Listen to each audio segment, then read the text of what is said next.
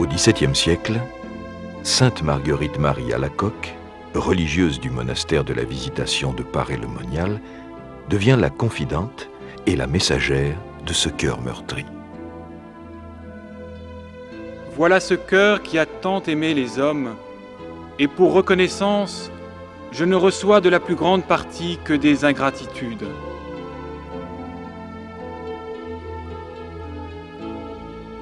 Jésus demande que l'image de son cœur soit honorée dans le monde. Ce signe visible, symbole de l'amour, est un moyen que Dieu offre aux hommes pour les amener à la vraie conversion. Ce cœur est signe de l'humanité du Christ. Et le Verbe s'est fait chair, et il a habité parmi nous. Mais l'amour n'est pas aimé. Aujourd'hui, ce cri d'amour blessé nous interpelle avec une urgence dramatique. Si l'homme ne choisit pas d'aimer, il peut détruire la planète. La dévotion au Sacré-Cœur de Jésus, né au pied de la croix, a été renouvelée par les dialogues mystiques entre le Christ et une âme prédestinée, Sainte Marguerite Marie Alacoque. Je veux que tu me serves d'instrument pour attirer les cœurs à mon amour. Le feu dévorant allumé sur la croix va embraser le monde.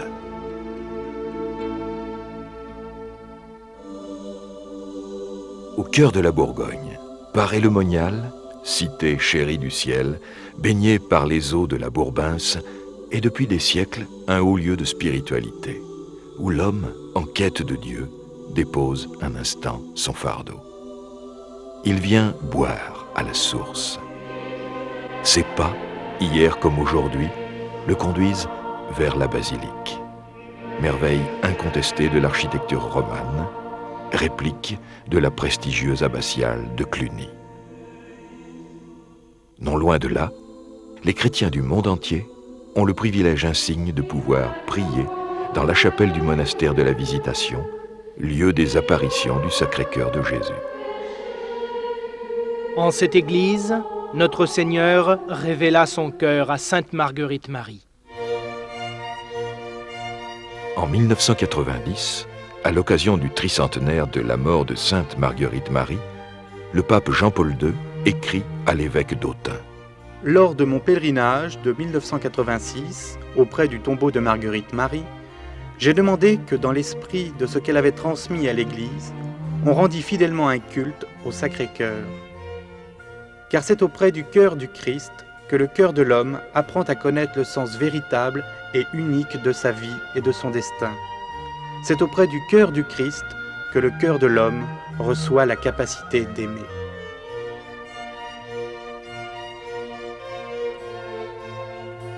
Sainte Marguerite Marie voit le jour en 1647 à Vérovre, petit village du Charolais. On est loin ici des grands conflits du siècle qui secouent l'Europe politiquement et religieusement et qui marquent le règne du roi Soleil. Le siècle de Louis XIV est en même temps le grand siècle des âmes. L'école de spiritualité française insiste sur l'incarnation. Bérulle est l'apôtre du Verbe incarné. Saint Jean Eudes a une approche plus intime. Nous te saluons, cœur très aimant de Jésus et Marie. Les missions paroissiales réforment et renouvellent l'Église. Le contexte spirituel du XVIIe siècle a préparé les consciences chrétiennes à recevoir le message de Paray-le-Monial. Sainte Marguerite Marie est née dans une famille de petits notables de province. Son père, Claude Alacoque, est notaire royal.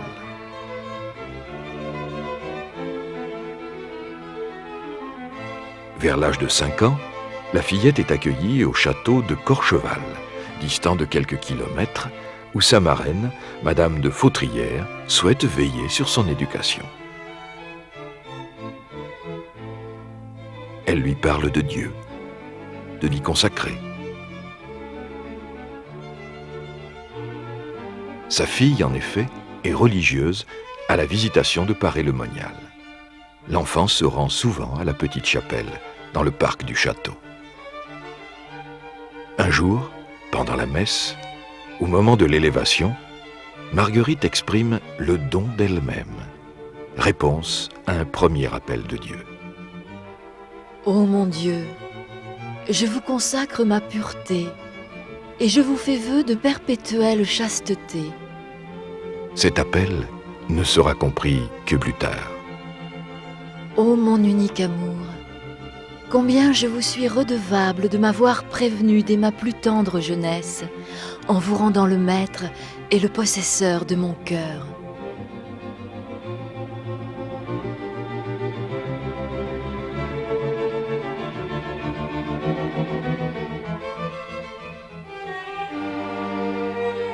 Mais un malheur frappe la famille à la coque. La mort du père oblige la mère de Marguerite à mettre sa fille en pension. La fillette, âgée de 8 ans, restera 2 ans chez les Clarisses de Charolles. Période heureuse où Marguerite sent germer en elle une vocation religieuse. C'est à Charolles que Marguerite fait sa première communion. Très tôt se manifeste dans la vie de Marguerite ce qui sera une des caractéristiques de son expérience mystique. La souffrance, non seulement acceptée, mais désirée. Cette soif de souffrance exprime sa passion d'amour pour le crucifié. Pour elle, comme pour tous les saints, les chemins de sanctification passent par la croix. Peu de temps après sa première communion, elle doit quitter Charolles, car elle tombe malade. Pendant 4 ans, elle reste couchée, en proie à une paralysie très douloureuse et inexplicable. On ne put trouver aucun remède à mes maux que de me vouer à la Sainte Vierge. Pour le prix de sa guérison, Marguerite fait une promesse, celle de devenir religieuse dans un ordre consacré à la Vierge Marie. La santé recouvrée entraîne parfois l'adolescente vers les divertissements de son âge. Le Christ lui reproche sa légèreté, pourtant bien naturelle, et il lui apparaît sous la figure de l'ecce homo. Le Christ l'a choisi, et tout ce qui l'écarte de lui blesse son amour.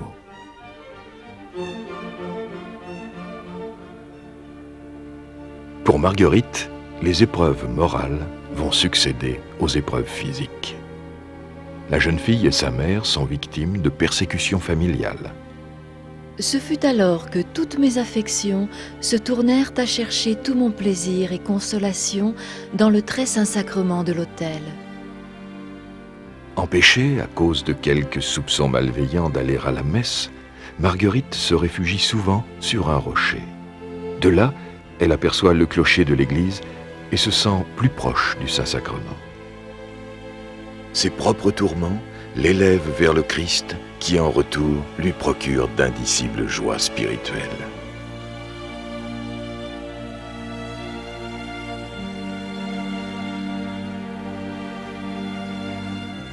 J'ai envie de faire de toi comme un composé de mon amour et de mes miséricordes. Je t'ai choisi pour mon épouse.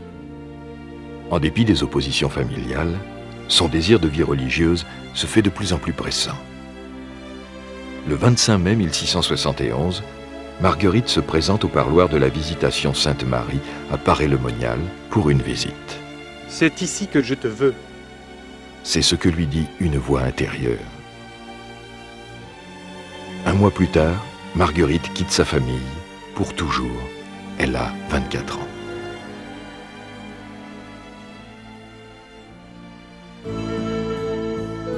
L'ordre de la Visitation Sainte-Marie a été fondé en 1610 à Annecy par saint François de Sales et sainte Jeanne de Chantal.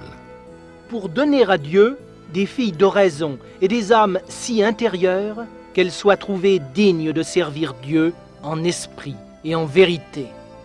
C'est un ordre contemplatif. Les moniales honorent la Vierge Marie dans son mystère de la Visitation.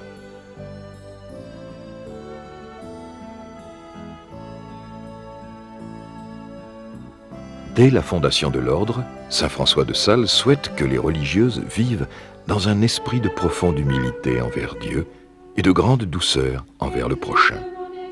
Le Christ Jésus enseigne : Mettez-vous à mon école, car je suis doux et humble de cœur.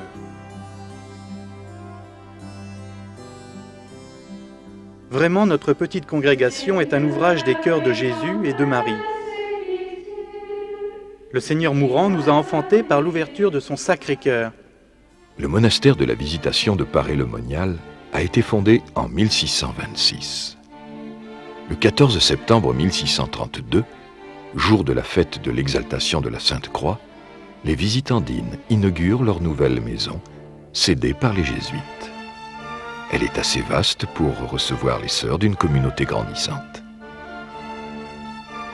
Depuis la fondation, dans ce monastère où Jésus-Christ choisit la confidente de son Sacré-Cœur, près de 400 sœurs ont prononcé leurs vœux perpétuels. Sainte Marguerite Marie a pleinement adhéré à la spiritualité salésienne, son humilité, sa simplicité, son goût pour l'oraison et la vie cachée, sa totale obéissance, tout fait d'elle une véritable visitandine. Ce n'est pas par la grandeur de nos actions que nous plaisons à Dieu, mais par l'amour avec lequel nous les faisons. Son intimité avec le Seigneur Jésus est déjà profonde lorsqu'elle demande à sa maîtresse des novices de lui apprendre à prier. Allez vous mettre devant notre Seigneur, comme une toile d'attente devant un peintre. La jeune sœur ne comprend pas, mais Jésus la rassure. Viens, je te l'apprendrai. En fait, sur la toile de son âme, le Christ souhaite imprimer sa passion. Le 25 août 1671, la prise d'habit fait de la postulante une novice. Mon divin maître me fit voir que c'était là le temps de nos fiançailles. Il me promit de me faire goûter ce qu'il y avait de plus doux dans la suavité de son amour. Mais les faveurs particulières dont Marguerite Marie est comblée ne sont pas sans provoquer des réactions au sein de la communauté. La nouvelle supérieure et la maîtresse des novices hésitent à l'admettre à la profession religieuse.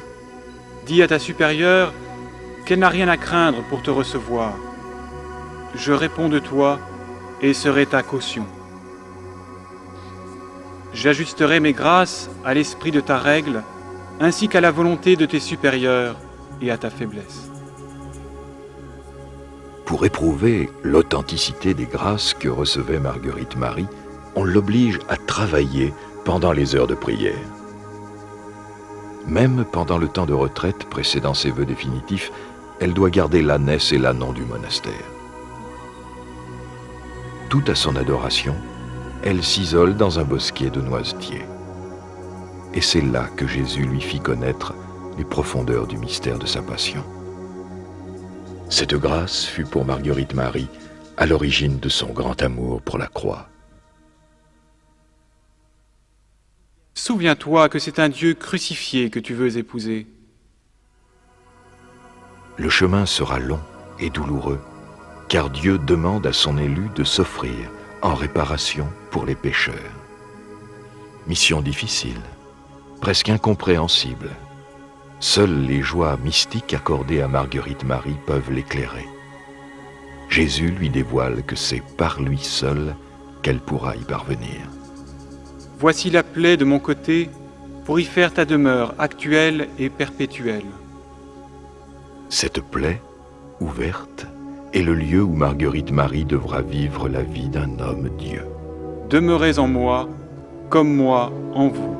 Marguerite Marie Alacoque prononce ses vœux religieux le 6 novembre 1672.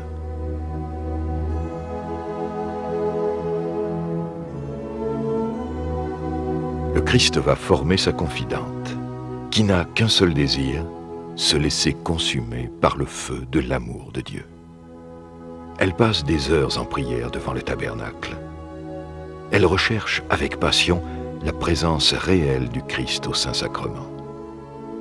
Rien ne peut la distraire. Seuls les ordres de sa supérieure réussissent à la sortir de son adoration. La jeune religieuse a soif de mortification. mais le Seigneur lui ordonne de s'en tenir à la règle. La Mère supérieure, consciente de l'âme d'exception qui lui est confiée, lui demande d'écrire ses entretiens mystiques. Bien contre son gré, Marguerite Marie obéit. Cette religieuse, si humble, doute d'elle-même. Elle bénéficie de grâces particulières, mais craint d'être abusée. Un jour, à l'office de matine, elle ne peut pas chanter car elle souffre d'une extinction de voix. Soudain, elle voit dans ses bras un enfant de lumière. Si c'est vous, mon Dieu, faites que je chante vos louanges à cette heure. Aussitôt, elle peut joindre ses chants à ceux de ses sœurs.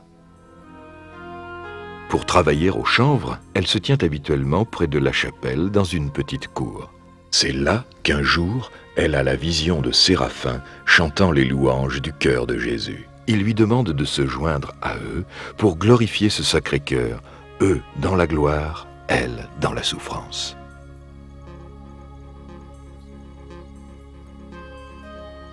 Car le Christ a choisi Marguerite Marie comme victime d'immolation pour les péchés du monde. À ses côtés, elle porte la croix. Reçois, ma fille, la croix que je te donne, et plante-la dans ton cœur. Épreuve morale, épreuve physique, aucune ne lui sera épargnée. L'incompréhension et les railleries de plusieurs de ses sœurs, des obsessions qui font naître en elle d'étranges désirs, ses propres maladresses dans les tâches qui lui sont confiées, sa santé délicate. Elle eut aussi à souffrir cruellement d'une blessure à la joue qu'elle s'était faite en tirant l'eau du puits. Mais sa foi, son amour, n'en sont que plus fortifiés. Pourvu que Jésus soit content, cela nous devrait suffire, sans nous mettre en peine de nos petits mécontentements. Peu de temps auparavant, elle avait eu la vision du Christ lui posant sur la tête une couronne d'épines. Autant d'épreuves, autant de purifications, pour que l'âme, débarrassée de ses scories, puisse enfin s'unir au Christ en un mariage mystique. C'est entre 1673 et 1690 qu'eurent lieu, à la Visitation de Paray-le-Monial, les événements qui vont bouleverser le monde catholique. La longue patience du Seigneur a forgé dès l'enfance l'élu de son Sacré-Cœur. Pour elle, il a choisi un monastère de la Visitation dont l'emblème est Un unique cœur, percé de 2 flèches, enfermé dans une couronne d'épines. le 4 octobre 1673, le Christ lui donne comme guide spirituel Saint François d'Assise. Un des plus aimés favoris de son Sacré-Cœur à cause de l'amour qu'il a porté à sa sainte passion. Les messages du cœur du Christ à Marguerite Marie lui seront délivrés lors de 3 grandes apparitions. La première eut lieu le 27 décembre, jour de la fête de Saint Jean, l'évangéliste, qui a reposé sur le cœur de Jésus. Marguerite Marie va partager cette même intimité. Une fois, étant devant le Saint-Sacrement, il me fit reposer fort longtemps sur sa divine poitrine. Il me dit : « Mon divin cœur est si passionné d'amour pour les hommes, et pour toi en particulier, que ne pouvant plus contenir les flammes de son ardente charité, il faut qu'il les répande par ton moyen, et qu'il se manifeste à eux pour les enrichir de ces précieux trésors que je te découvre et qui contiennent les grâces sanctifiantes et salutaires nécessaires pour les retirer de l'abîme de perdition. » Pour la première fois, le Christ demande que soit honorée une image de son Sacré-Cœur.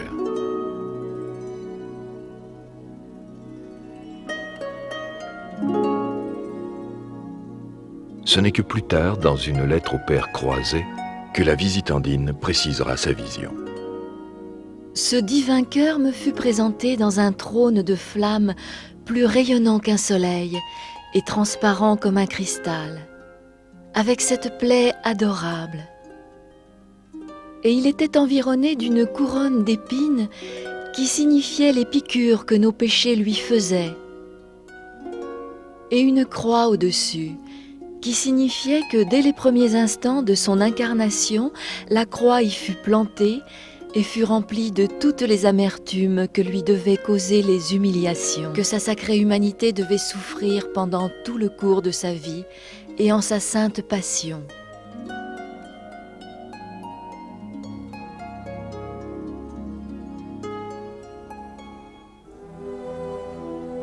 Lors de cette première apparition, Jésus place le cœur de Marguerite Marie dans le sien pour lui communiquer les flammes de son amour.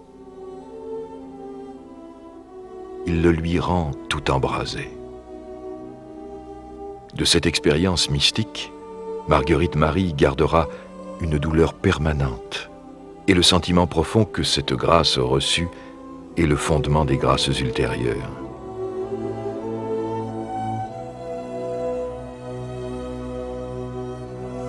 Jésus lui confie : Si jusqu'à présent tu n'as pris que le nom de mon esclave, je te donne celui de la disciple bien-aimée de mon Sacré-Cœur. Une autre fois, il la nommera héritière de son cœur.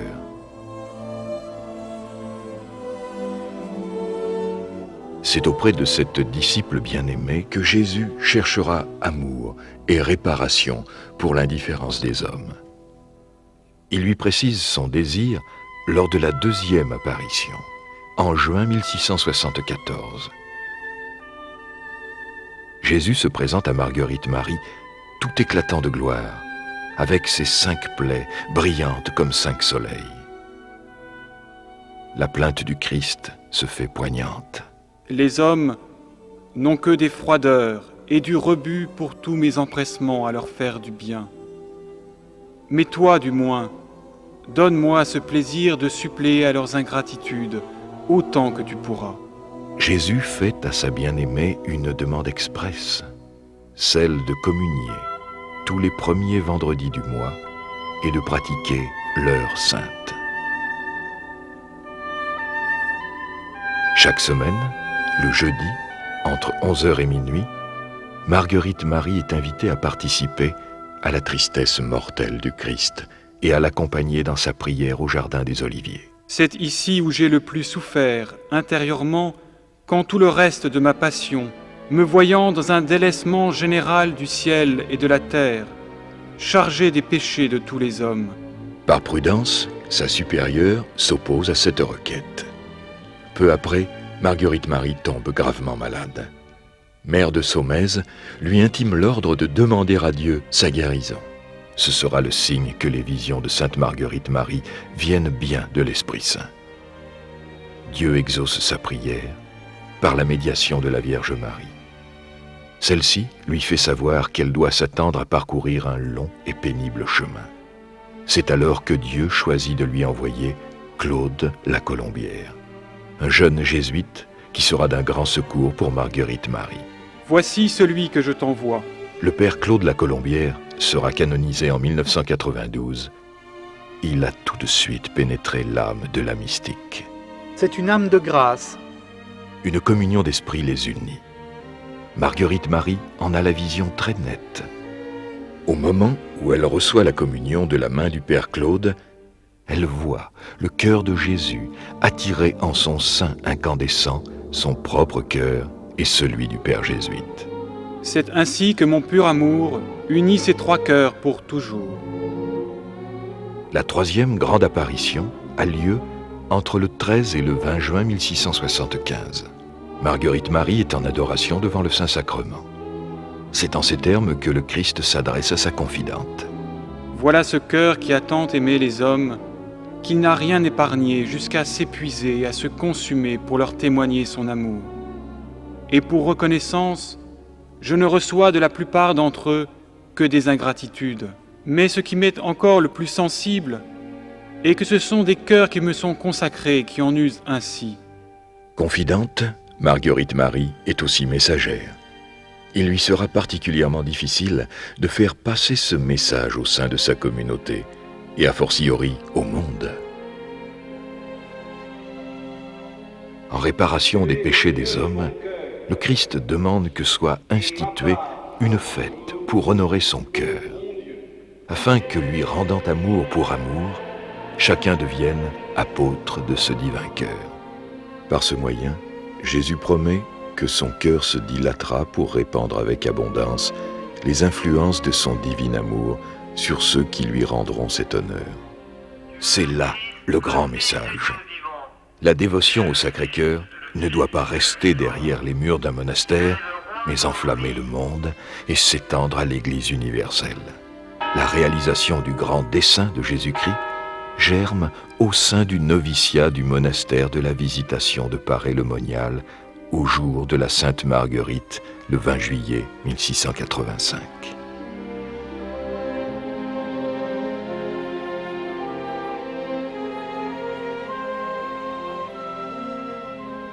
Ce jour-là, les novices, à la demande de leur maîtresse, fêtent le cœur de Jésus. Elles dressent un petit autel où elles placent l'image de ce divin cœur et lui rendent de fervents honneurs. Plus tard, sous l'influence de Sainte Marguerite Marie, la communauté fait élever dans le jardin du monastère une chapelle dédiée au Sacré-Cœur. Elle est bénite le 7 septembre 1688.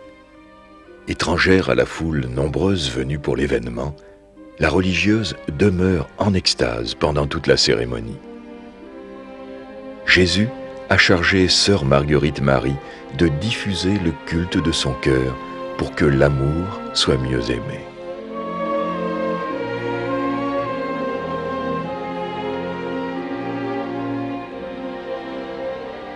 Puis, à la suite de la grande vision du 2 juillet 1688, la mission de faire connaître ce message d'amour et de miséricorde dans le monde est confiée à la Compagnie de Jésus. Au terme de sa vie terrestre, Sainte Marguerite Marie, flamme ardente brûlant de l'amour divin, va enfin rejoindre son Sauveur.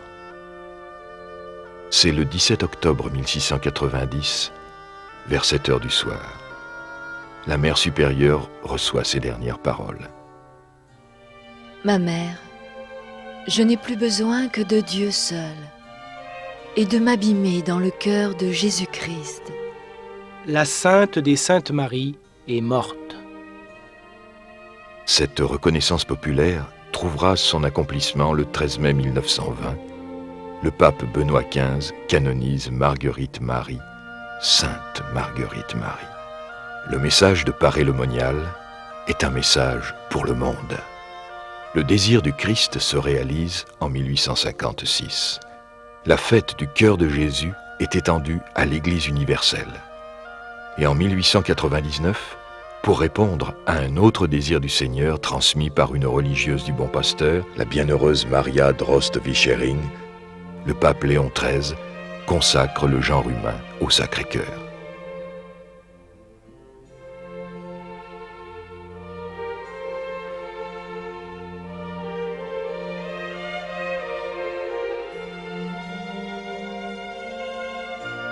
En France, après le désastre de 1870, l'Assemblée nationale vote une loi pour édifier la basilique du vœu national.